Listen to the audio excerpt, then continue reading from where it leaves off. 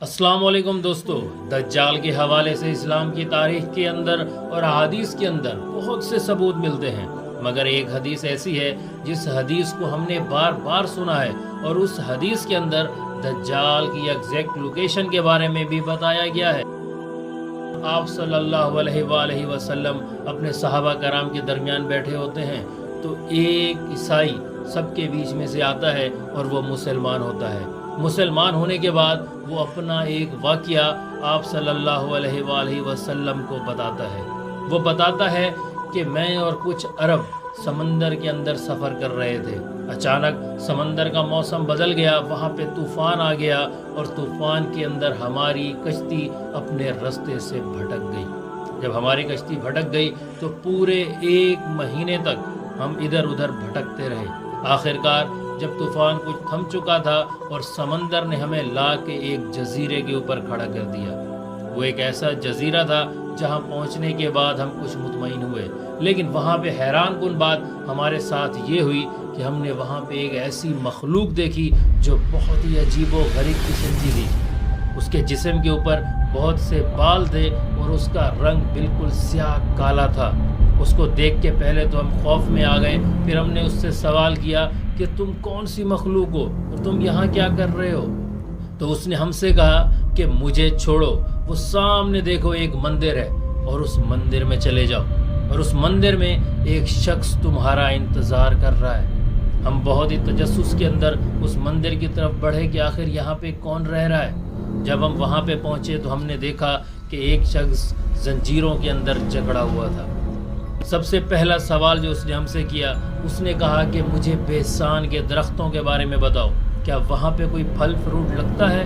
तो हमने कहा बिल्कुल, वहाँ पे बहुत ज़्यादा मिकदार के अंदर फल फ्रूट लगता है। तो उसने कहा बहुत जल्द वहाँ पे कुछ भी नहीं होगा। फिर उसने हमसे कहा कि मुझे लेक ऑफ तिब्रिया के बारे में बताओ, क्या वहाँ पे पानी है। हमने कहा बिल्कुल है और उस लेक के अंदर बहुत ज़्यादा मिकदार के अंदर पानी है। तो उसने कहा बहुत जल्द ये भी खुश्क हो जाएगी। फिर उसने हमसे कहा कि मुझे उस उम्मी पैगंबर के बारे में बताओ, वो आजकल कहाँ है और क्या कर रहा है। तो हमने कहा कि वो मक्के से यसरब की तरफ हिजरत कर चुके हैं। वो काफ़ी खुश हुआ और उसने कहा कि क्या वाकई वो मक्के से मदीना यानी यसरब की तरफ हिजरत कर चुके हैं।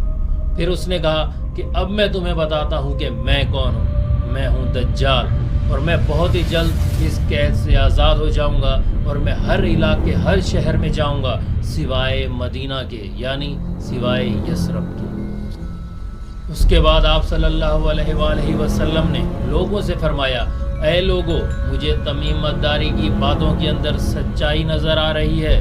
याद रखो, दज्जाल ना तो यमन में है और ना ही शाम में है, बल्कि आपने अपनी उंगली से मशरिक की तरफ इशारा करके कहा कि दज्जाल मशरिक में है, दज्जाल मशरिक में है, दज्जाल मशरिक में है।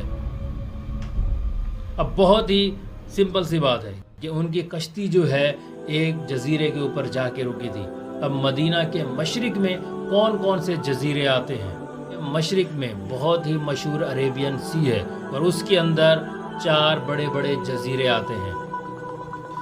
जो सबसे पहला जजीरा है वो है लक्षद्वीप जजीरा जो इंडिया के अंदर है, और जो दूसरा है वो है स्कोट्रा आइलैंड, और जो तीसरा है वो है मसेरा आइलैंड, और जो चौथा है वो है अस्तोला आइलैंड। हदीस के अंदर वाज़े तौर पे फरमाया गया कि दज्जाल यमन में नहीं होगा, तो ये 2 आइलैंड तो इससे बाहर हो गए।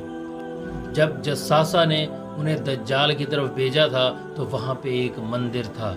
अब देखना ये है कि वो कौन सा जजीरा है जहाँ पे मंदिर के कोई असरात हों।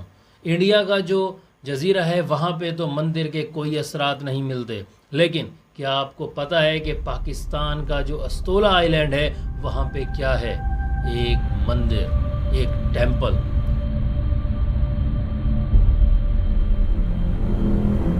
क्या आपको पता है कि वो मंदिर किसका है। वो मंदिर हिंदुओं की काली माता का है जो बहुत ही खौफनाक है।